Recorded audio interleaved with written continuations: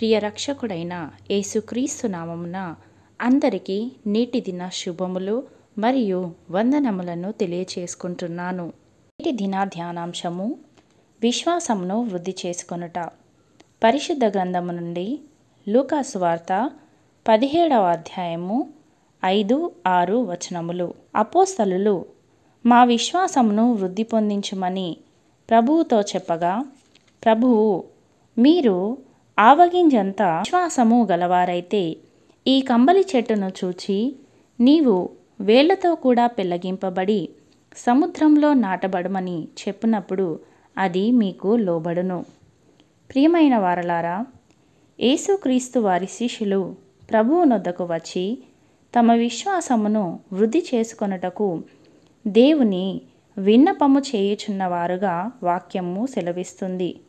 అప్పుడు ప్రభువుల వారు వారికి ఆవగింజను గురించి చెప్పినట్టుగా మనము చూస్తుంటున్నాము.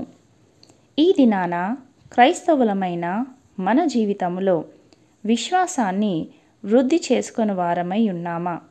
అసలు విశ్వాసం అనగానేమి? పరిశుద్ధ గ్రంథము నుండి హెబ్రీయులకు రాసిన పత్రిక 11వ అధ్యాయము 1 వచనము. విశ్వాసమనున్నది నిరీక్షింపబడు వాటి యొక్క నిజ స్వరూపమును అదృశ్యమైనవి యున్నవనుటకు రుజువునై ఉన్నది. అవును ప్రియులారా, విశ్వాసము అనగా నిరీక్షింపబడు వాటి యొక్క నిజస్వరూపము. నీవు దేని కొరకైతే నిరీక్షిస్తున్నావో, దేని కొరకైతే ఎదురు చూస్తున్నావో అవి ఉన్నవి అని చెప్పడానికి విశ్వాసము ఒక ఆధారమై ఉన్నది. విశ్వాసమును బట్టి సాక్ష్యము పొందిన అనేకుల జీవితాలను పరిశుద్ధ గ్రంథంలో ఉంచబడినట్టుగా మనము చూస్తుంటున్నాము. అబ్రహాముకు దేవుడు ప్రత్యక్షమై నీవు లేచి నేను నీకు చూపించు దేశమునకు వెళ్ళుము అని సెలవిచ్చినప్పుడు అబ్రహాము దేవుని ప్రశ్నించలేదు. ఒక మాట కూడా మాట్లాడకుండా దేవుడు సెలవిచ్చినట్లుగా ఆయన చూపించిన ప్రదేశానికి వెళ్ళినట్లుగా పరిశుద్ధ గ్రంథము సెలవిస్తున్నది. అది విశ్వాసము. ఎక్కడికి వెళ్ళవలనో అది ఎరుగక బయలు వెళ్ళెను అని వాక్యము సెలవిస్తున్నది. శారా దేవుని వాగ్దానమునందు విశ్వాసముంచినది. మోషే విశ్వాసమును బట్టి అదృశ్యమైనది చూచువాడుగా అయినాడు. ఈ దినాన విశ్వాసులుగా పిలువబడుతున్న మనము విశ్వాస నేత్రాలతో మనము చూడగలుగుతున్నామా? పేరుకు క్రైస్తవులమైనప్పటికీ మనము కలిగి ఉండవలసిన విశ్వాసము మనము కలిగి ఉన్నామా? ఒకసారి మనలను మనము పరిశీలించుకుందాం. దేవుని యందు మనము విశ్వాసముంచినప్పుడు, నిజమైన విశ్వాసులుగా ఉన్నప్పుడు ఆ విశ్వాస స్థాయిని మనము వృద్ధి చేసుకొని వారముగా ఉండాలి. మనము మన క్రియలలో, మన నడవడికలో, మన యొక్క ప్రవర్తనలో విశ్వాసాన్ని కనబరచాలి. విశ్వాసము దినదినము మన జీవితంలో వృద్ధి చెందాలి. శిష్యులు ప్రభువును చూచి ప్రభువా మా విశ్వాసాన్ని వృద్ధి పొందించుము అని ప్రభువును ప్రార్థిస్తుంటున్నారు.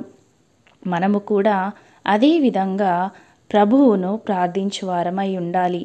ప్రభువా, విశ్వాసము లేకుండా నీకు ఇష్టులై ఉండుట అసాధ్యము కదా. నిన్ను సంతోషపెట్టుటకు, నీకు ఇష్టులై ఉండుటకు మా విశ్వాసాన్ని వృద్ధి చేయు తండ్రి అని ప్రార్థించువారమై ఉండాలి.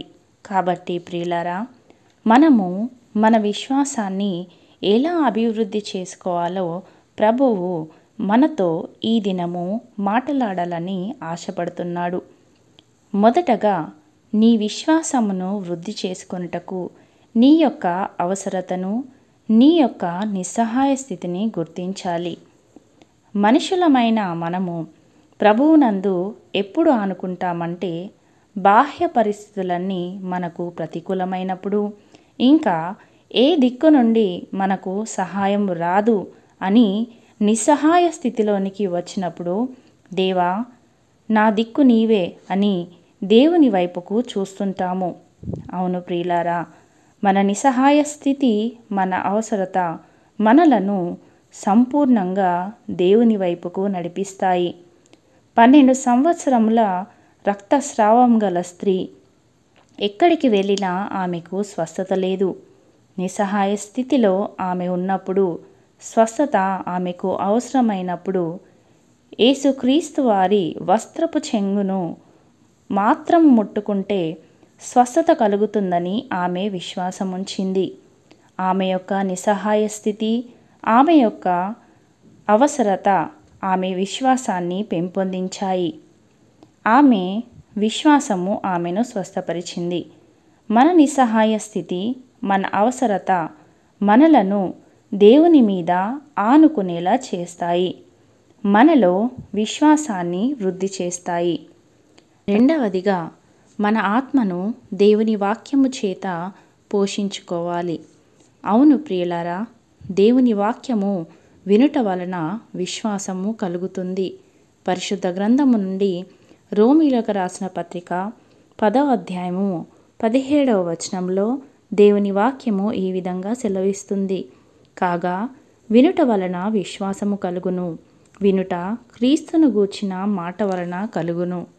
కాబట్టి మనము ఎంత ఎక్కువగా వాక్యము చదువుతామో, ఎంత ఎక్కువగా వాక్యము వింటామో, వినుట వలన విశ్వాసము కలుగుతుంది. ఆ మాటలు క్రీస్తు యేసు మాటలై ఉండాలి. ఈ దినాన దేవుని వాక్యము వించున్న మనమందరము దేవుని వాక్యము వినుటలో, చదువుటలో నీవు ఎంత సమయము గడుపుతున్నావు? దేవుని వాక్యము అంటే ఎక్కువ సమయము, ఎక్కువ శ్రద్ధ, ఎక్కువ ఆసక్తి గలవారమై చదవాలి. ఎంత ఎక్కువగా దేవుని వాక్యాన్ని చదివి మన జీవితానికి దానిని అన్వయించుకుంటే అంత ఎక్కువ విశ్వాసము.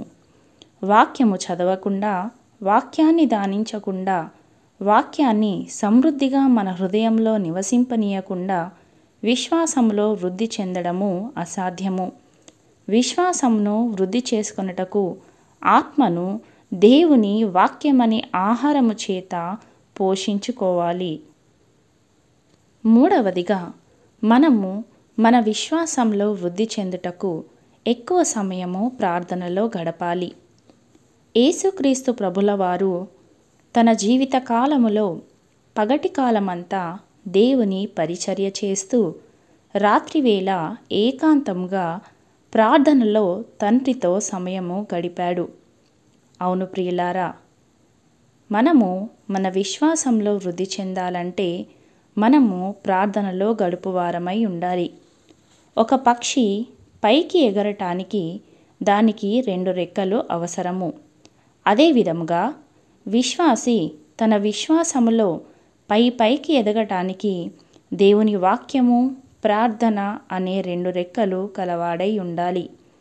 పక్షి ఒక రెక్కతో పైకి ఎగరలేదు. అటువలే మనము కూడా వాక్యము మన జీవితంలో లేకపోయినా, ప్రార్థన లేకపోయినా విశ్వాసములో ఎదగలేము. మనము ప్రార్థించినప్పుడు దేవుడు వింటాడు, దేవుడు జవాబిస్తాడు అనే నిశ్చయత మన హృదయంలోనికి వచ్చినప్పుడు మనము అనుదినము ప్రార్థించువారమై ఉంటాము. దేవుని జవాబును చూడకుండా ఉండలేము. ఈ విధంగా మన విశ్వాసము వృద్ధి చెందుతుంది. మన జీవితంలో మన విశ్వాసాన్ని వృద్ధి చేసే మరొక సూత్రము ప్రతి విషయంలో దేవునికి విధేయత చూపించటము. నీవు నా మాట వినాలని నేనెంతో కోరుచున్నాను అని పరిశుద్ధ గ్రంథంలో దేవుని వాక్యము సెలవిస్తుంది. ప్రతి విషయములో ఆయన మీతో చెప్పునది చేయుడి అని కానాను వివాహములో మరియా శిష్యులకు ఆజ్ఞాపిస్తున్నట్లుగా మనం చూస్తుంటున్నాము. కాబట్టి ప్రియులారా, మనము క్రీస్తునందు విధేయత గలవారమై జీవించాలి. చాలాసార్లు మనము బలహీనులవుతుంటాము, విశ్వాసము లేనివారముగా వెనుకబడిపోతుంటాము. పరిశుద్ధ గ్రంథములో దేవుని మాటలు గైకొని విధేయత చూపిన వారు కలరు. ప్రభువు పేతురుతో ఇప్పుడు వలవేయి అని అన్నప్పుడు పేతురు దేవుని మాటకు విధేయత గలవాడై వలవేసినప్పుడు విస్తారమైన చేపలు నిండినట్లుగా మనము చూస్తుంటున్నాము. మోషే అట్లు చేసెను, నోవాహు అట్లు చేసెను, దేవుని యందు విధేయత గలవారై దేవుడు ఆజ్ఞాపించినట్లుగా చేసినటువంటి వారి కార్యములను, వారి క్రియలను పరిశుద్ధ గ్రంథములో అనేకములున్నట్లుగా మనము చూడవచ్చు. వారిలో ఎవరు కూడా దేవుని ఎదురు ప్రశ్నించలేదు. దేవుని మాటకు వీరందరూ విధేయులైన వారు. ఈ దినాన మన జీవితంలో దేవుని వాక్యము మనతో ఏదైతే మాట్లాడుతుందో దానికి లోబడి సంపూర్ణ విధేయత చూపించే వారముగా మనము ఉండాలి. వీటన్నిటినీ మన జీవితంలో నేర్చుకోవడము ద్వారా, ఆచరణలో పెట్టడము ద్వారా మన విశ్వాసము ఖచ్చితంగా వృద్ధి చెందుతుంది.